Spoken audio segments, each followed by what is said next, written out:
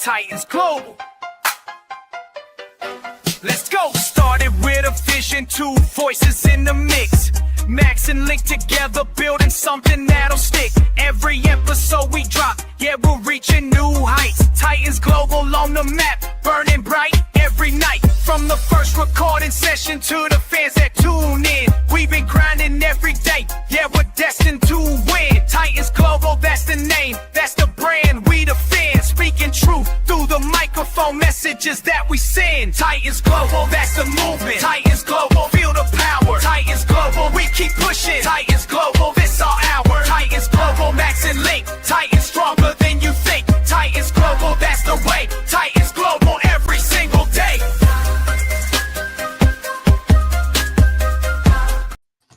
What's up, Titans fans, and welcome to another episode of the Titans Global Podcast. I'm your host, Maximus Titan Fan, and with me, as always, is my good buddy Link. What's going on tonight, bro? What's going on, guys? Good to be here. I'm a bit under the weather tonight, but much like this Titan season, we will get through it together. So forgive me if I'm a little sniffly, but we'll make it. We'll definitely make it. As always, make sure to like, subscribe, comment. Definitely get in the comment section. Interesting one this week. Could this be the week that the Titans try to screech out a win? We will talk about it with you. So with that, I guess we'll get right into it. Yeah, all right. So all the normal stuff. I hate almost hate doing pre-shows now, but all the normal stuff for the pre-show. 0-4 Titans against the 2-2 Cardinals. We're on a 10-game losing streak. If you go back to last year, they are on a 2-game losing streak and are looking to right their ship against the woesome Titans. So, and both their losses, worth mentioning, both their losses have been pretty heartbreaking last-second field goals. It's not like they've really struggled in these games. Just want to point that out there. These aren't blowout losses. These are last-second field goal losses. So they're in a get-right mode. A little different situation than the Titans are, but both teams kind of feel desperate for a win at this point. Absolutely. It's not a good situation for the Titans. It's a great situation. Like you said, it wasn't that they blew the game so much as it was just circumstance in football. Mm-hmm. But anyway, second game, we're not getting our normal Titans time. Damn it, I did not look up what channel it was on to know if it was a regular Titans channel. But we're the second game. I think it's on CBS. Should be. I don't know though. Anyway,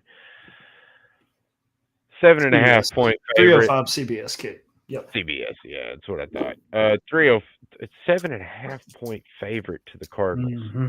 What the hell, man? 73% anyway, chance to win is what analytics is giving them right now.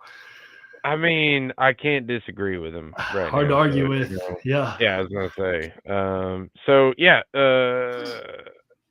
42.5 over under, though. I don't know if I agree with that.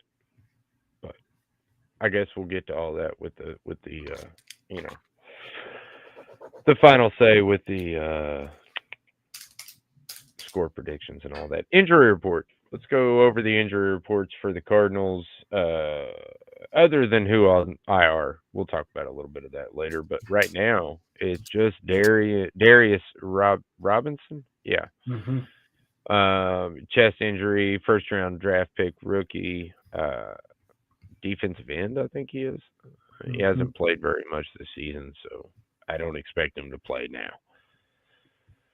As far as the Titans go, we have Mike Brown, Blake Hance, J.C. Latham is still, in my opinion, out.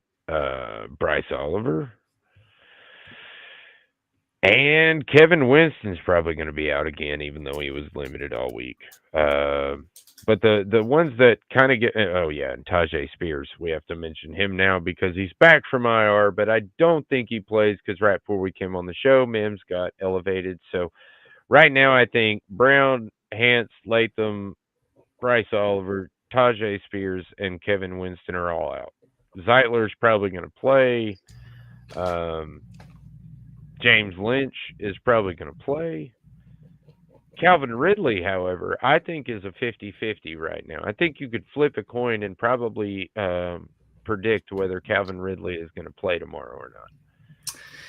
Yeah, reports came out that he was getting a little bit of work in during practice on another field. I'm kind of with you. It's a toss up for me. Has he been Ridley? Has he been the biggest disappointment so far this season?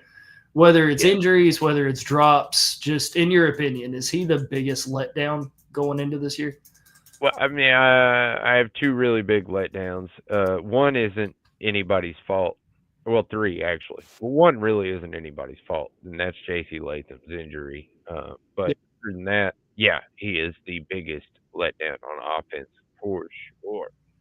Yeah, I would agree with that. And it sucks because like they had that connection, him and Ward, during the offseason, during training camp, even in the preseason. Like they had this, it looked like they were vibing. They had a good thing going, and then the regular season starts, and for whatever reason, it just completely fell apart. Now, I mean, he's had some big completions down the field, but like they feel few and far between when you factor in the drops, when you factor in his inability to stay on the field. It's just another one of those wide receiver free agent signings that have just been lackluster when you really expected this to be a big year. I'm pretty sure Eilmaner's 33-yard reception in the last game was the longest play. Yeah. In the air the season. For the Titans. Yeah, for the season. So, that speaks volumes right there. The fact that the 33 yards is the top play. And like Ridley, we were talking about him breaking franchise records this year. Exactly. And, yeah. Like that's what's killer. Like he was gonna be the just throw it up and let him go get it receiver. And it's like you can't even trust him to catch a 5-yard slant at this point. Right. Yeah, it's almost turned into a complete joke. So I will pose this question to you.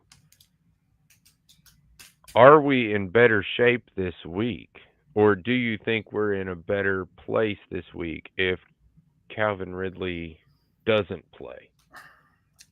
I don't know if I want to say a better place. More... I don't know. I guess I just want to see some room for Restrepo to come up from the practice squad. I mean, I guess that's really what I'm getting at, and I feel like if Ridley's out, they might actually do that.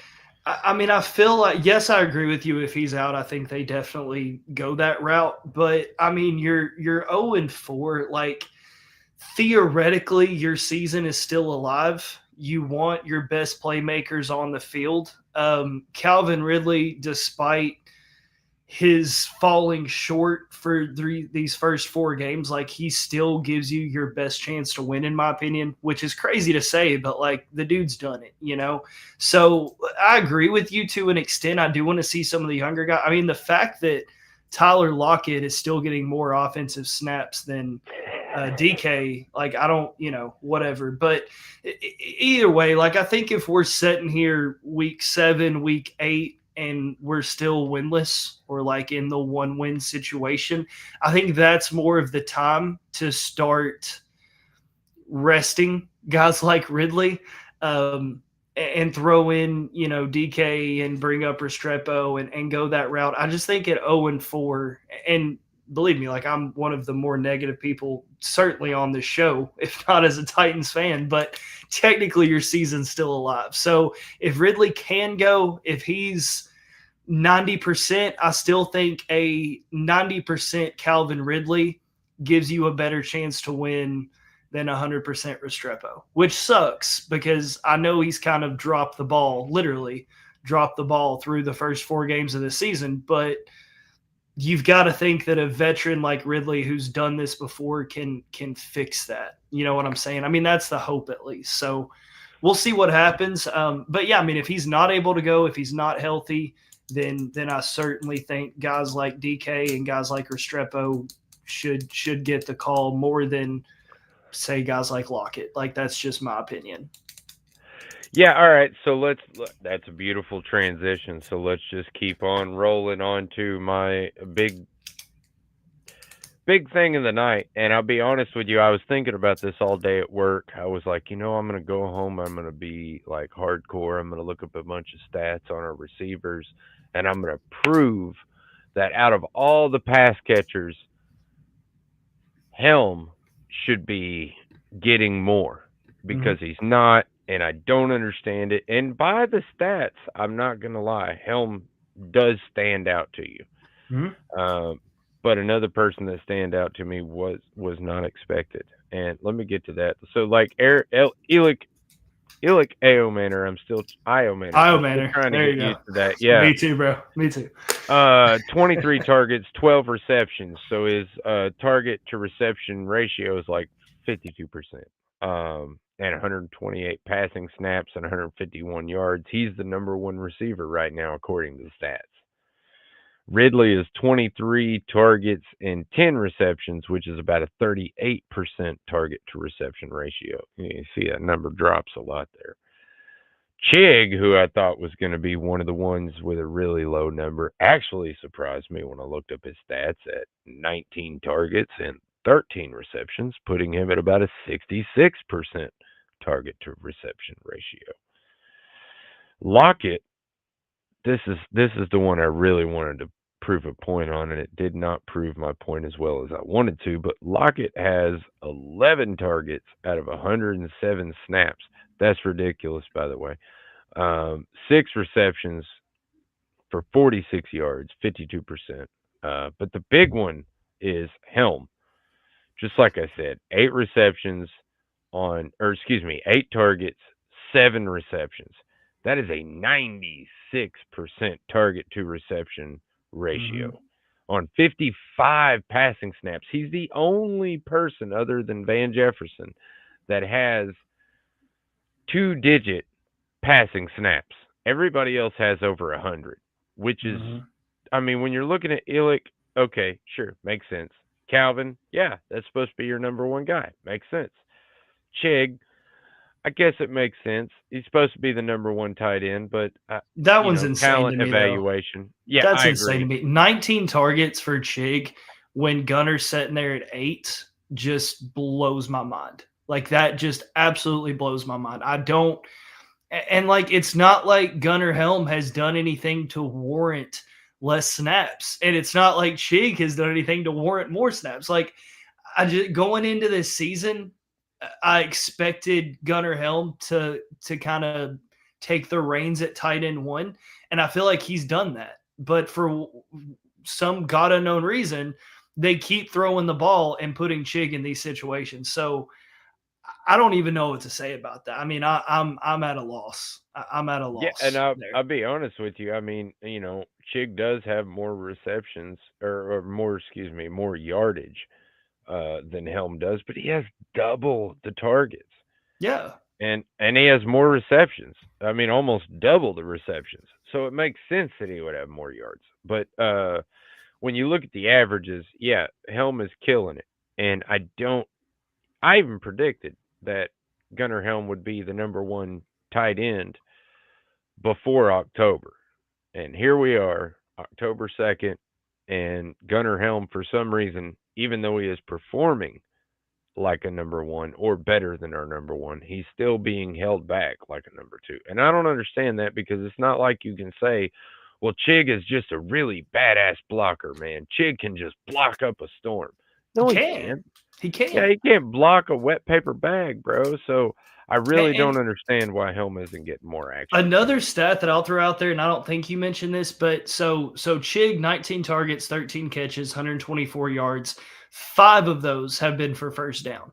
Gunnar Helm, even though it's 8 targets, 7 catches, 64 yards, 3 of those have been for first down. So in situational football, when you need him, Gunnar Helm has been there. It's not like these are overinflated stats. Like, yes, he has some yards after catch. I think his longest, I had this pulled up here, Gunnar Helm's longest was 16 yards. So it's not like it's an overinflation. I mean, the dude's catching first downs. He's playing good situational football. Yeah. I think he's as good of a blocker, if not a better blocker than Chig. I mean, to me, this is a 3-down. Yeah, that's what I'm saying. This is a 3-down tight end, in my opinion. So, again, I can sit here and talk about it till I'm blue in the face. I just don't understand it. It's frustrating. Yeah, I really don't get it either. I'll be real with you, man. That's one that just absolutely blows my mind. But the one that really shocked me more than anything, and I did not expect this, Van Jefferson, 4 targets on 46 pass snaps with 4 receptions, And 100%. three of those have been for first downs. On first downs, yeah. So, all right. Yeah. So basically, my research has proven what I wanted it to prove, that Helm definitely should be getting more snaps. But it also proves that Van Jefferson should be getting more snaps too. So I don't know what needs to happen there exactly. Like I said, would this be a great game for Ridley to sit out? Yeah, because you put Elick on one side, you put Van Jefferson on the other side, you elevate Restrepo. Hopefully, you can get him in the game for at least some of the snaps at slot. And yeah, I mean, I don't know. Or DK. Hell, I don't care. I don't care if it's DK. Just to be honest with you, DK hasn't made the most of his opportunities. I think. I mean, I haven't looked at the stats on DK, and I don't know why I excluded him from this group for some reason. But not great. 10 targets, 5 catches, 1 yard. Now, I think that is a little. I think part of that is because what they've tried to do with DK, they haven't really put him on the outside and just made him a go-get-it receiver. He's been more involved in the trickery type stuff, if you will. But so I don't he's been given opportunities, yes, but not the type of opportunities that like a number 2 or a number 3 receiver. So I'd have to go back and watch every snap and every tape and every target, which I'll be honest, I just haven't done because it's hard enough to watch this team one time around, much less twice. But yeah, I feel like that might be a little underrated just because of the situations that DK's been thrown into. So, I'm not above saying if they put him at number 3 this week and he struggles and it doesn't work, then okay, fine. Keep him on special teams because he's still a threat there. But I don't think we've really seen him at a receiver position as much of just a trick play position, I guess. Yeah, and really, I mean, I'll be honest, the end arounds or the jet sweeps or whatever you want to call them for DK, actually, I really like those plays. I'll be honest with you. Week 1 and week 2, I was actually super excited, I guess you could say. I was even kind of still trying to defend the whole Brian Callahan play caller thing. But anyway, my point is that it is a good wrinkle, but they've used it like 7 times now, and they use it in the same way. Every time he goes in motion, you know what he's doing. They never fake it. They never do something different with it. It's when DK is on the field and he goes in motion, it is a sweep. Like it is just, and it's like 100% with the trips on the opposite side of the field. DK's off the line. Yeah, he starts to run. They snap the ball. I mean, if you're a defender and you get burnt by this, you're a fucking idiot. Yeah, I don't know what to say. Yeah. Great play the first 3 times they ran it, but now it's a little bit too scripted. Like teams, exactly. Other teams watch tape too, so whatever. I guess. What? Yeah, same. Yeah, whatever. So as far as some of the other stuff that we're going to talk about, running back for the Cardinals is a bad situation. It's one of the few bad situations they got going on. Yeah, but week 3, James Conner goes down, which is their number 1 guy. They signed him to a big deal. I think this year or last year?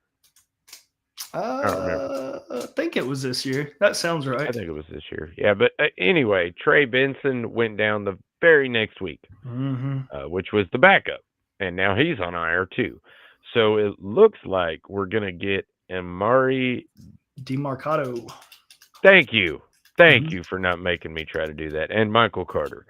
So we're gonna get some kind of blend of those two, and I think they're probably gonna go with hot hand or whatever you want to call that, run back by committee. But I don't think it's going to be as dynamic. And since the Titans haven't, I mean, last last game they did pretty good at bottling it up, except for one really explosive play. But I feel like this is a week where they can kind of right that ship and get that rushing total down a little bit. Yeah, I don't disagree. I think it's definitely going to be harder for the Cardinals to have success on the ground, but look, I don't put it past them. Like, these are still NFL caliber running backs, and we have seen third string running backs run on the Titans very well in the past. So I do agree with you to the extent that the Titans have a good chance of stopping it. If it's me personally, I'm still of the effect that you kind of set back, put a spot on Kyler Murray, and make the running backs beat you, which normally we'd kind of say the opposite, make the quarterback beat you. But in this situation with Kyler Murray and the things that he does well, I don't know if that's Cedric Gray that you kind of put as the spy, but somebody has to have eyes on him at all times. So yeah, I'm kind of in the situation where you spy him, you drop some people back, and you trust your front four to be able to handle the run, and then see how it goes. Obviously, Sweat's more than likely not going to be in this one anyway. Well, he's on IR, so yes, yep. I mean Sweat's out for sure. So I mean, I guess it's Simmons and Joseph Day right there in the center. So I guess you see if they can hold up against this offensive line who doesn't have a lot of depth. And, that's a few we didn't mention because they've got some linemen on IR. So if one of them does go down, they are in a little bit of trouble from a depth perspective. So yeah, I mean, I'm trusting my front four to be able to handle the run. I'm trusting Cedric Gray to probably be that spy guy. And then everybody else just be in coverage because we've had some breakdowns these first 4 weeks, and they got to get that cleaned up. Dude, I don't know, man. I feel really bad for Denard Wilson because it seems like no matter what he does, he's not going to be able to produce well enough to make up for our lackluster offense. It's the nicest way I can say that. I feel like if he does, really aggressive run blitz, pass blitz, and we get burnt, then he gets, trashed. And then if we do the other, then he gets trashed too. So I don't know. I don't really know what the play call is for him. Like I said, I almost feel bad for him. Well, it's hard because you've got corners that you expect to be able to play man coverage. I mean, you've got enough talent between Roger McCreary, you would think L'Jarius Sneed. You definitely trusted Brownlee to be that one-on-one guy because he was that physical DB. Now, other than McCreary, I don't feel like you can successfully play man with these corners. And you're about to go up against Marvin Harrison Jr., who, I mean, yeah, he struggled, especially in the first half of these games, but he's still Marvin Harrison Jr. So, if you go sticking L'Jarius Sneed on him, I don't trust L'Jarius Sneed to hold up, if I'm being completely honest. So now you're putting your safeties in a situation where they've got to drop down and help. And I don't know that I don't know that Amani Hooker has really shown me much this year either. So it's just these guys that you brought in to be able to play on these islands just haven't been able to do so.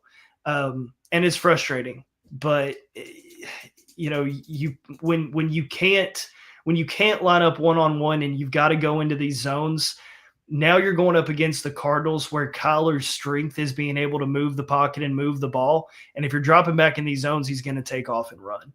So it's this catch-22 where you're always going back and forth on how you want to play this. And I'm with you. I mean, I feel for Denard Wilson because this was supposed to be a talented defense, but it's definitely hard when your offense, and I feel like we say this every year, but your offense is putting you in these bad positions in negative territory, and then you're just holding up. And to be fair, in most of these games, even last week, the defense has played well enough to win. I mean, that was 6-0 late in the third. So, I mean, you've played pretty well given the circumstances on defense, but they just break down towards the fourth quarter because they're gassed. And I mean, they're playing on short fields. So I don't know. I feel like the problems on defense definitely stem a lot from the offense.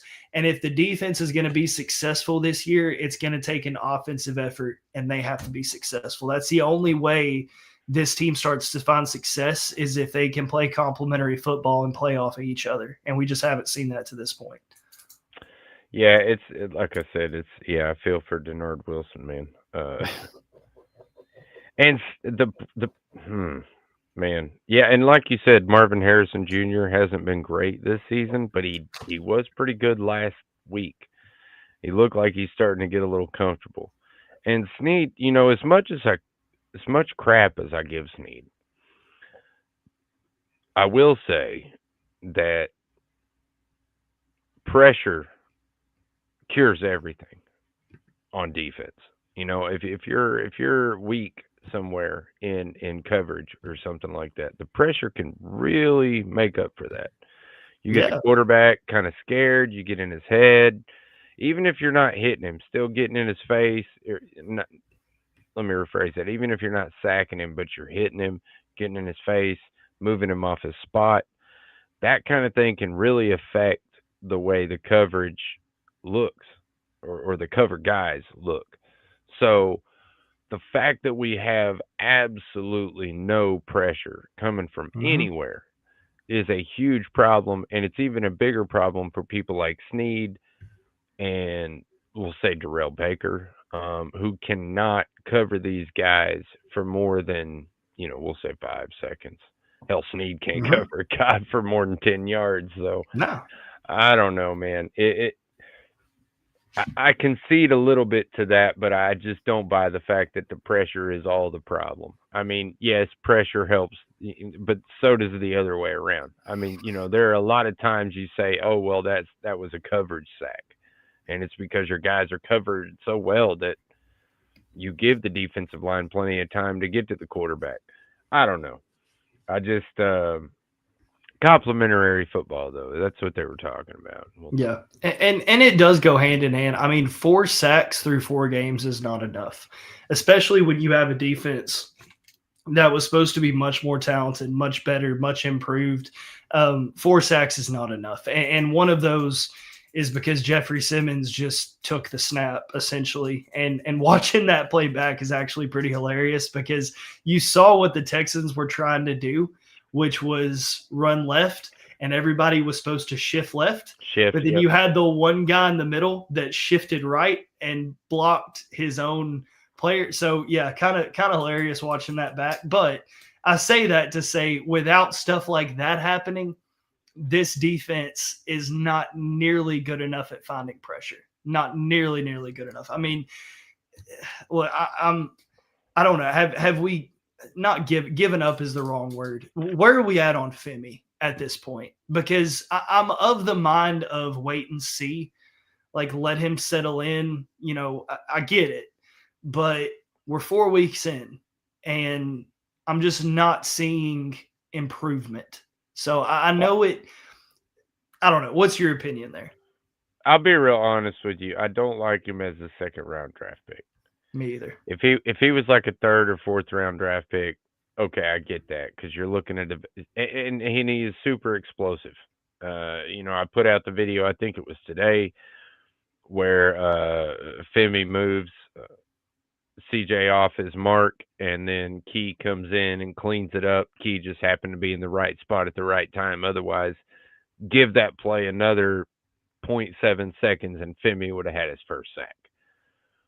But at the same time, he's super freaking raw, man. If he's not getting in on, and that play was a stunt, so that I think that's the only reason he got around the offensive lineman. So like his hands aren't great, but his explosiveness and his quickness is amazing. So he really just needs some guidance. And I'll be honest with you, I wouldn't want him as a starter. That's the thing, No. if you want to develop a guy like that, that's why I say not a second round pick, because he's not a starter. But I don't know, he's still playing good against the run. I see both sides of it. I try to be nice to especially some of these rookies who are, especially the ones that are super duper raw like he is. He's just a crazy talent at the size and the speed that he runs in the 4. That's really what it is. He made a great 40 time. He's gigantic. He's got great arm span. He's got all the measurables. but it really comes down to skill. And the reason he doesn't have that skill is because he hasn't been coached up enough on it. But I don't think this is the staff that makes that coaching up. Not that Tracy Rocker isn't a good. Damn, I don't know. I'm talking myself in circles. I'm sorry. Help me out here, Link. Well, no, I mean, I'm with you. I don't think he is not someone that they should have brought in and made a starter immediately. I'm Yeah. with you there. I think it would have done Femi a lot of good to be able to bring in a veteran edge rusher and let him learn in practice and learn in training camp and sit behind someone until he starts to master some other moves than just a lean and straight speed. So it's frustrating because we knew coming into this season, at least once free agency had basically ended, we knew coming in that you're just going to have to throw him out there and see what happens. But now you're seeing the repercussions of that. So it's something I really thought they should have shored up in free agency and at least brought in a veteran presence, someone to compete against him that he could maybe end up setting behind. But I mean, look, you look at Arden Key, he's not much better. I mean, Arden Key has 1 sack, whereas Femi has 0. Arden has 2 solo tackles. Femi's sitting there with 2 solo tackles. So it's just, you've got nobody on that edge who can be an X factor. You have nobody who can be a game breaker. Nobody's coming into these games game planning against the Titans saying we have to be aware of where this guy is at all times. There's nobody swapping right to left edge. Like, you just don't have that playmaker on defense. And then you're putting too much pressure on guys in the middle like Jeffrey Simmons, who, yes, he's talented, but like, you mainly want him to be focused on the run. He shouldn't be one of your leaders in sacks because that's not what Jeffrey Simmons is supposed to do. So yeah, it's frustrating. And I mean, look, we'll see what happens. I still don't think that whether they win, lose the rest of them up to the trade deadline, like, I still don't think a move at the edge is off the table. I think if someone becomes available and a trade happens to be in place and you can get a younger guy that you can build around for the next 2 or 3 years, like, I think that's a possibility. But just not what you wanted to see from Femi to this point in the season. And again, I get it. I'm of the mind of wait and see. I didn't think he was going to be a 10 sack guy coming into his first year, but I did expect to see a little more improvement than what I have. I expected to see those flashes, and I just don't even feel like I've seen flashes yet. That's the frustrating thing to me. Yeah, no, and I don't disagree with you on that. But before we go any deeper into this pregame show, we do need to give our sponsors a little shout out. And on the back end of that shout out, we're bringing in our own fan of the year, Scoob, to do Scoob Scoop. So hang around. It's only about 35, 40 seconds. We'll be back. What's up, Titans fans? Maximus Titan fan here. Are you in need of professional excavation services? Look no further. Red Zone Builders has the expertise, experience, and equipment to handle all or any excavation project, big or small. Whether you need land clearing, site preparation, trenching, foundation excavation, or any other excavation services, they have you covered. Their team of skilled professionals work diligently to ensure your project is completed safely, efficiently, and to your satisfaction. Trust the experts at Red Zone Builders to get the job done right.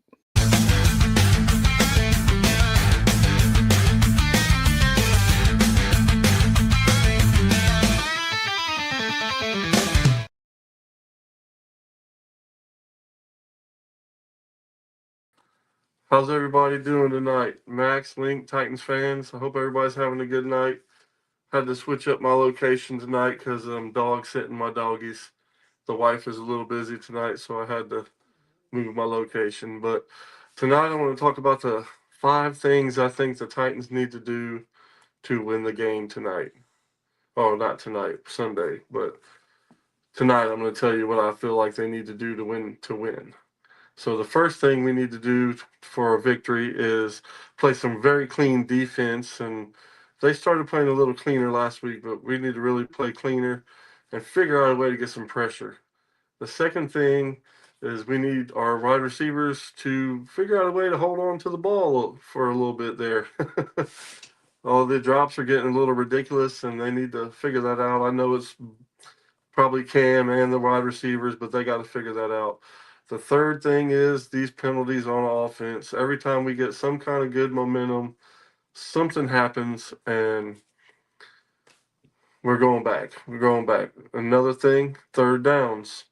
We got to get them third downs lower than 10 yards. Come on, guys. We've been third down 12, third down 13, 14. I mean, we got to straighten that up. But besides that, most of our wide receiver stats, it's like a one-game stat. And I couldn't believe when I was looking at it.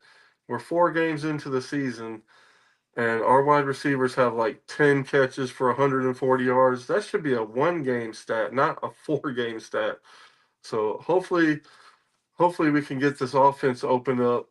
They got to figure out a way to open up this offense, even if it Cam throws 8 picks this weekend. They got to figure out a way to get this offense rolling, figure out a way to get these wide receivers open, and the wide receivers got to hold on to that ball. And I think this is a good chance we might actually get our first victory this weekend. We'll see what happens. But thanks for everybody for showing up tonight for the show, and tighten up.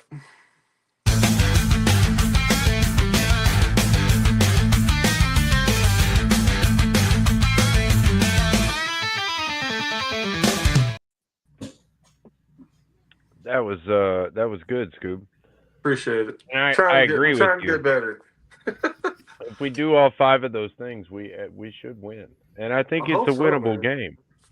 You know, when I was looking at the stats, I was like, "Are you serious?" I mean, those are like, for real, like 1-game stats, not 4-game stats. Like, I don't know. We got to open up this offense somehow. They got to figure out a way. Ask the guy, "Hey, what's your favorite wide receiver play?" And do that play. I don't know, man. We got to open up this offense some more. It's crazy. Yeah, few things I didn't expect. You're talking about the stats for the Titans. I thought Iomander would come in and be a factor early. I did not expect him to lead the team in receiving. To me, that feels like a letdown. Right. That's a problem. When you have a rookie leading you in receiving, especially on a team with Calvin Ridley, that's a problem. And then, I mean, look, if you're Arizona, you can kind of say the same thing. Like their season, as far as the passing game, hasn't really gone to at least what you would think their plan will be. I mean, they've got McBride, the tight end, leading in receiving yards at 234, which is super impressive. But on a team with Marvin Harrison Jr., you didn't expect that going in, 4 games into the season. So it does feel like that. Like, I'll grant you this, it does feel like a winnable game, especially because Arizona has some issues in the running back room. Like, they're on their 3rd and 4th strings. This feels to me like a big offensive struggle on both sides. And I think that's why you're seeing the over-under kind of set where it's at. I think there's definitely something to take from that. What you can't do if you're the Titans is let this turn into a get-right game for Arizona. You cannot let Week 5 be Marvin Harrison Jr.'s breakout game. This needs to be that's my biggest fear. It should be. But that's my biggest fear going into this is like something in the back of my mind just keeps telling me like Arizona's looking at this where they're going to do what we all hope the Titans are going to do, and that's just air it out. I hope they're looking past us. I really do. I hope they are looking past us. I would think so too, but when you've lost 2 heartbreakers on last-second kicks, I don't think you're overlooking anybody. I think that's the biggest thing. Like this Arizona, like they're coming in, they're coming back home. We've lost 2 heartbreakers that we probably should have won. I don't think they're overlooking anybody. I think they're game planning pretty hard against the Titans at this point, and going to at least try to use this as a Kyler Murray, do whatever it takes to win and try to stand in the pocket a little more. Because if you look at these Titans corners, like they've struggled all year. So if I'm Arizona and I'm looking at this game plan, screw the run game. I'm going to let Marvin Harrison Jr. run 30 yards down the field, and I'm going to throw it up because I don't trust L'Jarius Sneed to be able to cover him, if I'm being totally honest. I agree. Yeah, and if he does not catch the ball, it'll probably be a pass interference anyway. More than Exactly. likely. So, a couple things I want to gloss over, not super gloss over, but yeah, you kind of talked about it a little bit. Trey McBride is definitely the security blanket for Murray. So we got to kind of take that away from him. It'll be a big challenge for Barton and Gray. By the way, I think McCreary might get on him a little bit too. I like that. I actually agree with that. I kind of like that do. matchup. I think they're going to put McCreary on him, just because I think he's going to shut. I think McCreary's going to shut him down if they do put McCreary on him. yeah, I don't know. McCreary's a little guy. I don't see him blocking a giant tight end. Maybe. He's tough. tough. and yeah, he can take out the check down. He's really good at reading the quarterback when he's going through his progression. I'm ready to watch him jump a play again on Kyler Murray, and let's go. But Gray, however great he has been, and he has been pretty great, Barton has been a little disappointing. I Yeah, didn't really talk about that last week, but I did notice it in the film. When I was watching the film, I was like, man, he was seems better in like he gets preseason, wasn't lost. Well, I mean, I don't know. His gap discipline isn't great. He gets out of position a lot. He lets guys run by him who's supposed to be, this guy's supposed to be a great coverage linebacker. I thought that's what we were getting. And from what he? I've Right. seen in the coverage, it's not been great. So, I think part of that issue, and it really sucks to say this, but I think part of that issue is we saw him be very effective against Cam Ward. But when you put him against more seasoned NFL quarterbacks, he's not at the same level. I think we put a little too much stock in what we thought Cam Ward was going to be early in training camp, and then we saw Barton come out. We're like, holy crap, this guy's picking off Cam every single practice multiple times. I think that was more, looking back now in hindsight's 2020. I think more of that was Cam than it was Barton being good. You know what I'm saying? And I hate to say that, but like Cam Ward he's not a seasoned NFL vet. He's going to make mistakes. And I think we just kind of overinflated what Barton was early in training camp. Right. I agree with that. I was going to say, I think that's actually pretty astute observation there. Everybody just needs to step the hell up this weekend. Let's go. Well, yeah. One thing I think the Titans actually can improve their stats on this week is the offensive line, which sounds crazy, but I guess you can call that my bold prediction, is that really there's only two players, Calais Campbell and Josh Sweat. If we can block those two players, they make up 80% of the sacks that they've got. Right. I think two other players have one sack each. Other than that, Josh Sweat, Calais Campbell make up all the sacks that the Cardinals have. So if we can literally just put a lid on those two guys with our offensive line, I feel like we can hold decently. I don't know. Who knows? Yeah, the problem is I just don't know if you can hold. That's my fear. I mean, if you look at the stats, 8 sacks, 3 of those coming from Campbell, 3 of those coming from Sweat, and you're without JC Latham in this one. And I really want to believe that this offensive line is better as a whole, but until I see it, it's hard for me to believe it. So we still don't know who's going to be the right tackle for this game. No, we don't. We don't. And that's part of the problem is you just haven't had the cohesion. You haven't had a guy at that position long enough other than Latham to really shore up that position, because they keep switching guys in and out. And I don't get it. And we saw this last year. One guy has a little bit of a struggle and immediately he's pulled and they throw somebody else in there. They just don't even give him an opportunity to try to form that cohesion with each other. And it's just like the roster management. you have Udo sitting there and he's on the 50. And I know I keep harking on this, but it's true. Like you have a guy on your 53-man roster, then your starter goes down. And instead of putting him in, you bring up a guy from the practice squad. Well, why was he on your roster in the first place? I don't get it. It's just every decision they make, there's a question behind it. And I don't understand, but we'll see. We'll see. Again, I want to believe this offensive line is better. It was hard for them to get worse. It's just tough for me to say that until I see it on the field. I think Latham will be back in a week or two from what they were saying. He seems I like feel like he'll be back next week. Yeah. yeah. Hopefully. We need him. Yeah, hopefully. Yeah. So the other little tidbit I wanted to throw out there is Kyler Murray. You know, he's one of those players that coming out of college, I thought he was going to be really, really good in the NFL. He's a little short, which I don't usually like short quarterbacks, but for some reason I just thought he was going to be good. This year he has been extremely efficient, is a good word. 130 attempts, 742 yards, 6 touchdowns, 3 interceptions. But the big stat that I saw was 5th among quarterbacks in the red zone. Mm-hmm. So when he gets down there, he is very efficient in the red zone.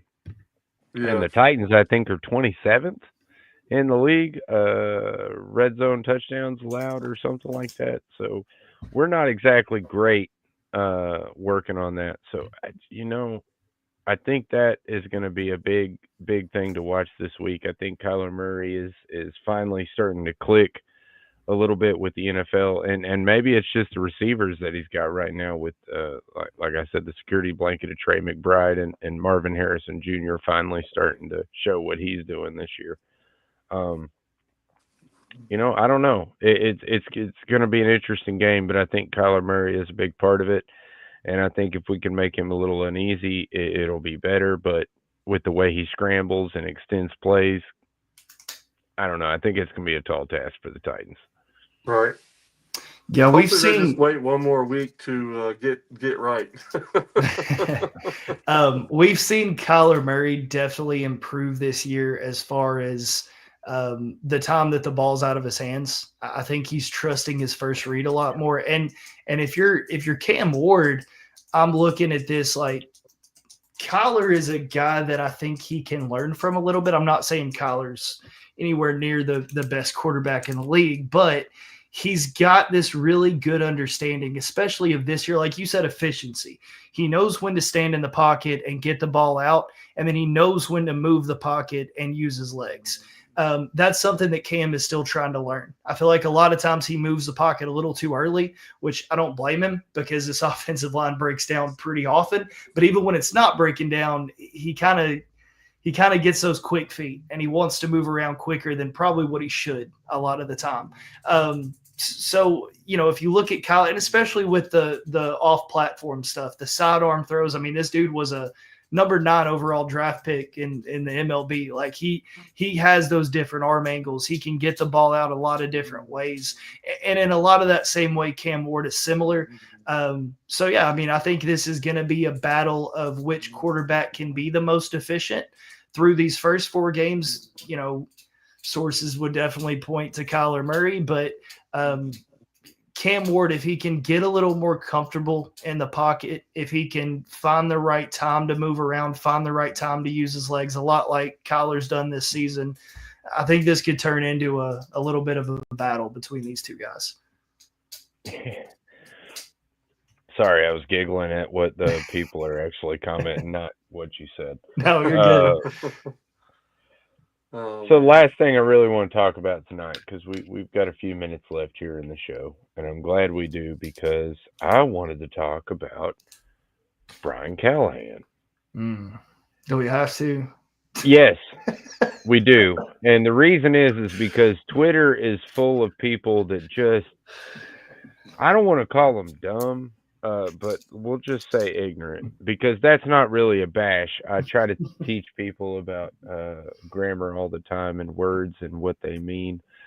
Ignorant means you just don't know. Stupid is when you do something that you do know. Ignorance something you do something dumb and you don't know. So it's just ignorance. But anyway, my point is that people keep bringing up the fact that you don't get any better by firing Brian Callahan right now. And here's my argument to that. I talked about it last week. Cam Ward gets hit in the head with the Al Shair. Nobody makes a reaction. Nobody does anything. Well, I put that up with the caption, and what I thought about it. And someone threw a video at me with Marcus Mariota when he got hit by Sherman with the game with the Seahawks, and Taylor Lewan got up in his face so bad that both benches emptied in the middle of the field. Mm-hmm. And it took a good few minutes for the officials to get the game back under control. And to me, when I saw that, I thought, that is a team. That is men coming together. That is a dude who will literally die for the man next to him. That's the kind of teamwork that we need. And I thought we were establishing with rock, paper, scissors in the beginning of the practice, but it's not. It's not, because our team looks just like a bunch of individuals going through the motions. Mm-hmm.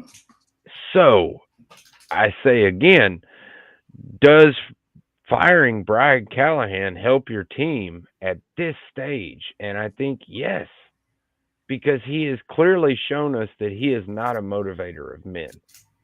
He cannot get these guys on the same page. Hell, he can't even get them to buy into what he's thinking this season.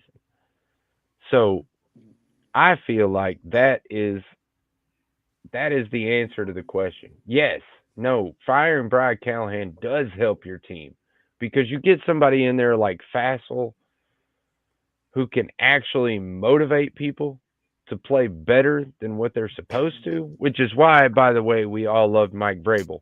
It wasn't because he was a fantastic coach. It was because he got the most out of his players, because his players respected him and wanted to bleed for him. That's the kind of coach we need, and that's the kind of coach we ain't got right now. And I don't know that we have one on this coaching staff, but I do know that it damn sure ain't Brian Callahan. And that's all I have to say about that.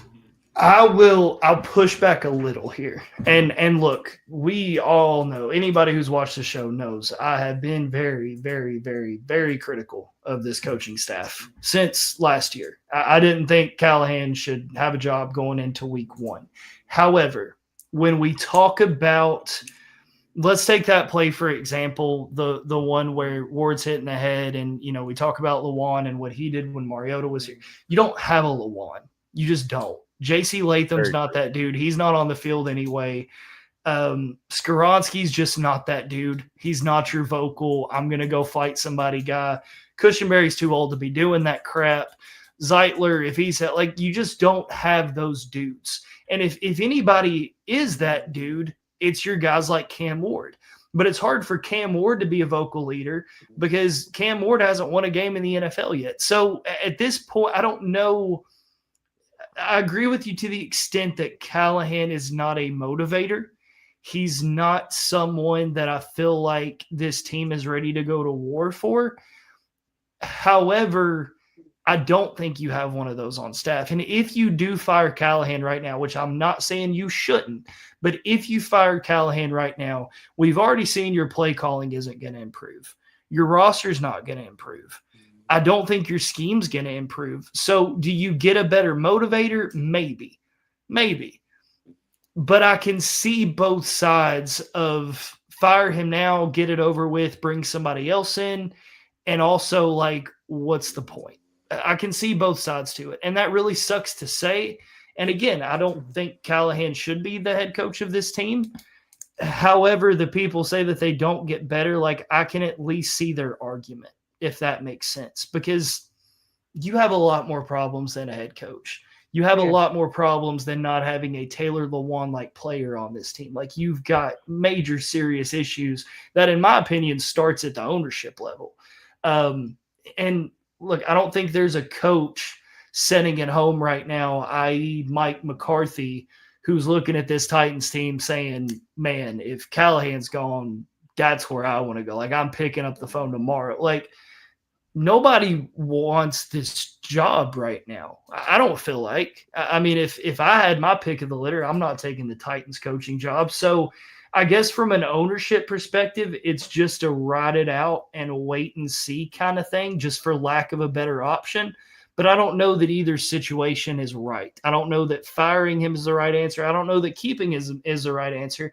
But at some point, if we're 6 weeks into the season, and you haven't posted a win, at that point, you've got to make a change just for the sake of making a change. I do agree with that part of it. I want to say something. I want to go against you a little bit on that, Link. I think the Titans' job is a very enticing job. We have a ton of money. We have a top quarterback. We have a lot of young talent. And I think a coach, a veteran coach, would love to get their hands on the Titans. And I know we're a bad team, but there's a lot of good potential. And we have a lot of money.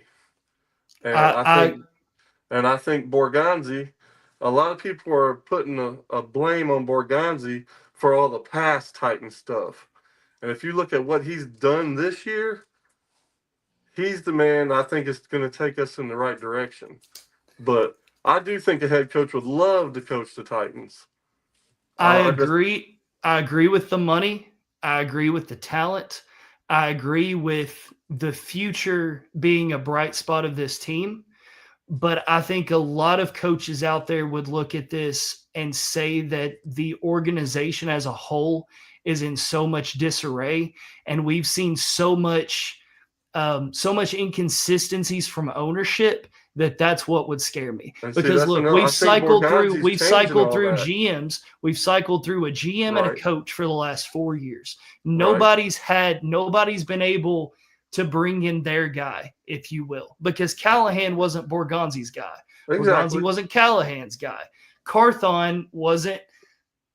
It's frustrating because just like the offensive line, you haven't given anybody a chance at cohesion, and now you've got a situation where you've got Borgonzi sitting there and he's in control, but you've got Brinker who's ahead of him, but he's in control. And I believe you too. But telling a new coach that you answer to Borgonzi, but then you also kind of answer to Brinker, like from a talent perspective, from a money perspective, totally agree. From an ownership perspective, this almost feels like a Jerry Jones situation. Like, who the hell wants to come work for these people when they don't know what the hell they're doing? About that is Brinker at the beginning of the year did say he was not going to step on Borgonzi's toes, and I don't think he has this year. And that's one thing I could push back on that. I think Brinker is staying out of it. He's letting Borgonzi do his thing, and people just need to let Borgonzi figure it out. And I think he's doing a good job of it. Whose decision do you think it was to let Brownlee go? Because it sure as hell wasn't the coaching staff's. You think that was a Borgonzi decision? And see, that's where I have another issue, because even that feels like, I think there's something if I'm a head coach, I agree. But if I'm a head coach and I'm looking at this from the outside in, and you've got the Titans coaching staff saying he was fine in the locker room, he was a talented player, like it's almost like they were kind of upset that he was gone. And then let's say it's a Borgonzi decision or a Brinker decision, it doesn't matter. I don't think that was in agreement with the coaching staff. So now you're looking at it as a situation of, well, even if I get the guys that I want in here, like they're just going to push them out because it's not their dudes. And that's what it feels like. I feel like this organization is actively trying to push people out that aren't a Borgonzi dude or a Brinker dude. Like that's what that whole Brownlee situation felt like. And that's where I take issue with ownership.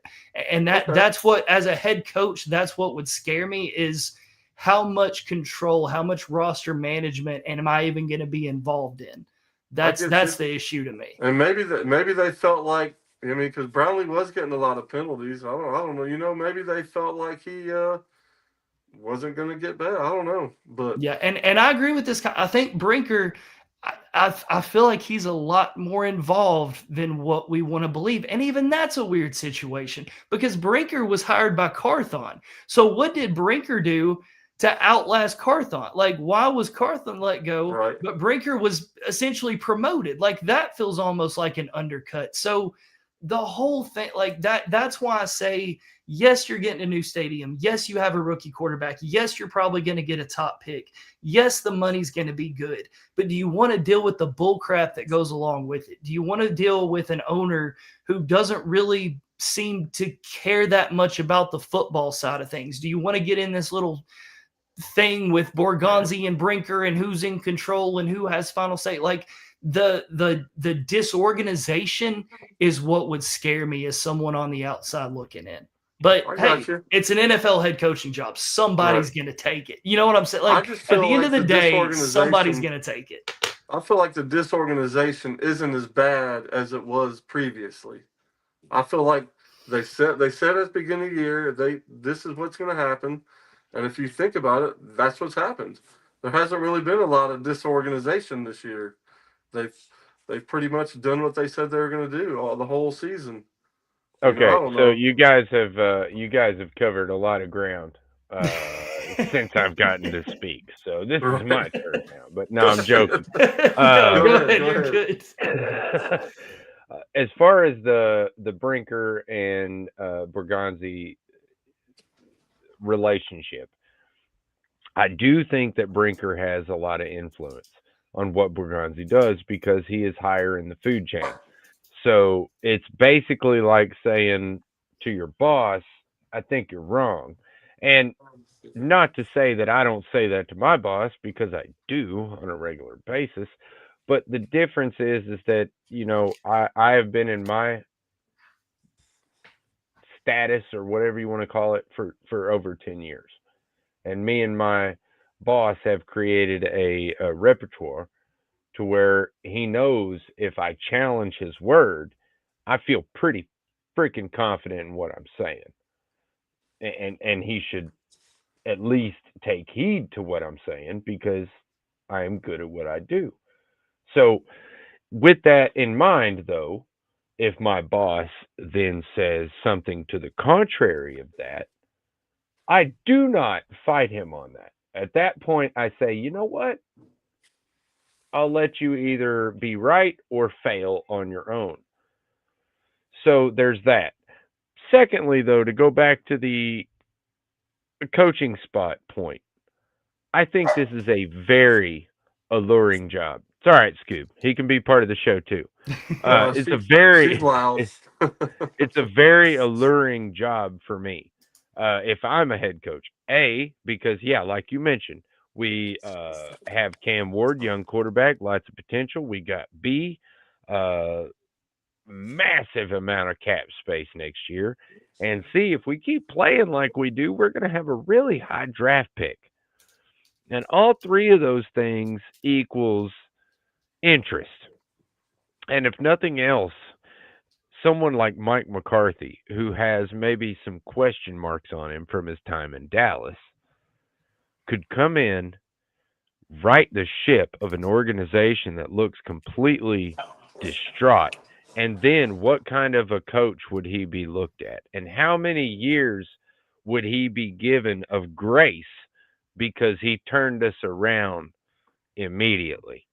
That's the kind of question that I have to say makes this alluring job. Because if you come in here and you turn our team around as a head coach, you are king for a while. So would you rather have an outside guy like McCarthy, or let's say you get a first-round pick for someone on this roster right now, Jefferson's? Let's say you somehow acquire a first-round pick for someone on this roster. Do you possibly use that as leverage to get an active coach? Because, look, I'll say I like McCarthy. I think that his time in Dallas was I think that had more to do with Jerry than it did him as a coach personally. But that being said, he didn't like the fact that Jerry had all that control. Maybe he doesn't like the fact that Brinker has all that control. I'm just saying, do you go get an outside guy, or do you get someone who may be a current coach or coordinator now. What's your thoughts there? And I guess that's more to talk about if the move of firing Callahan happens, but just that, are you willing to possibly give up a draft pick to go get a coach? I guess is my main question. I would trade a draft pick.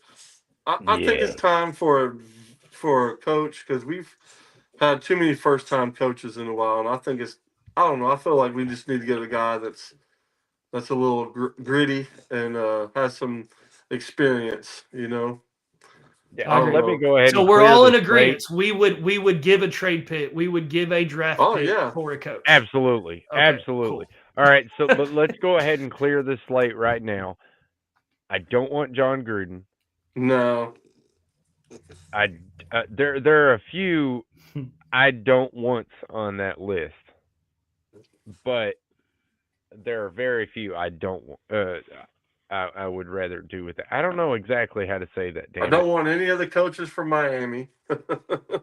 Oh, hell no. Well, I don't know. Mike McDaniels is a good offensive coordinator. I don't know, man. But I just don't know that I like his head coaching style. I think he is much like Brian Callahan and doesn't understand how to hold these players accountable and still be that likable coach that they get. And I'll be honest with you, Chill Mode, I'm glad you decided to join the chat tonight because you have been agreeing with me most of the show, and that's usually what gets you brownie points around here. No, I'm joking.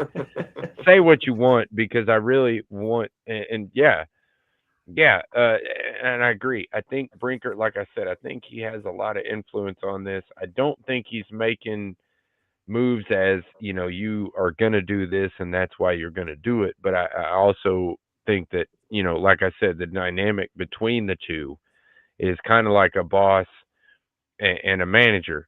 You're kind of playing both sides of it. You want to be aggressive, but you don't want to be so aggressive with him that you piss him off. You don't want to piss off your boss. Yeah. Let's all do this. Let's make a short list this week. Let's make a short list, whether Callahan's fired or not. Let's make a short list of, it doesn't matter, active, inactive, whatever. Let's make a short list.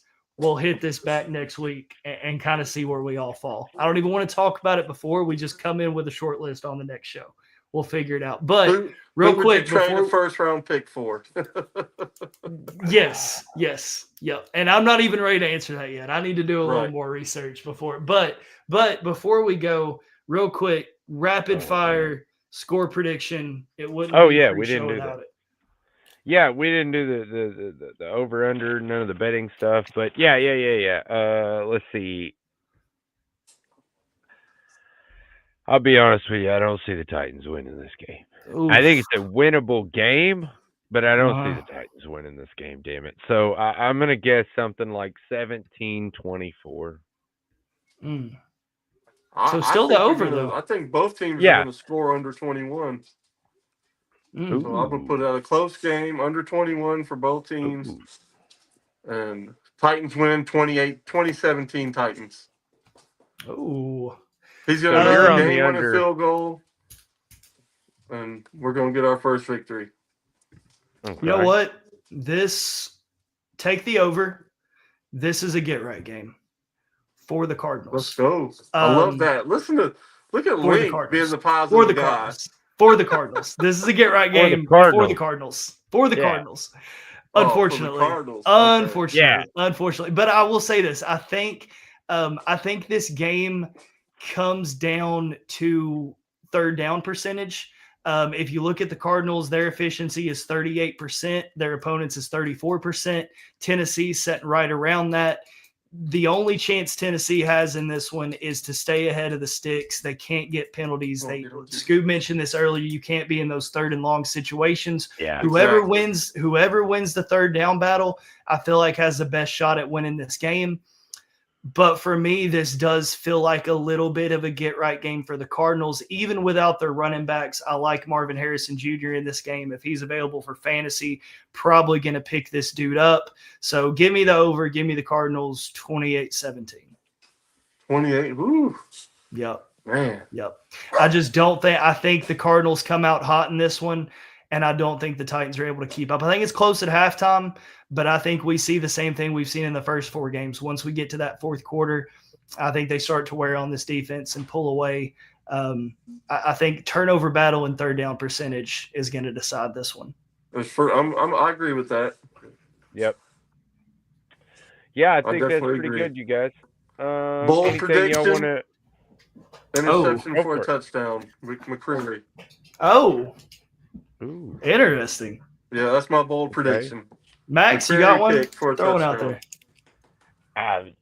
Right off the top. On the spot. No pressure. Cam takes less than 3 sacks, so 2 or less. Okay. Okay. All right. I like it. Give me Joey Sly getting a get right game. He is what I say. I know, right? He's missed 4 straight, man. Yeah. I think this is a Joey Sly get right game. I think he continues to be their best offensive weapon in this one. That's what I said. 2017 Titans. Oh man, it gets Yes, rougher sir. and rougher every week, doesn't it? I'll be honest, yeah. With the boys. I'll be at the Bustin' with the Boys watch party Sunday, so it's gonna be interesting. Hell yeah. Yeah, you'll have to give us some insight on that next scoop. Yes, sir. But yeah, if we ran a little bit over tonight, but that's okay. We we're not on some schedule or something like that, so it's all good. We don't. Yeah, we just We gotta don't. sleep. No big deal. Yeah, sleep and work. I mean, I think all 3 of us probably put in more than 40 hours a week every week. So Yes, sir. yeah, and then we do this, 2 times a week. So yeah, we're all, we have fun.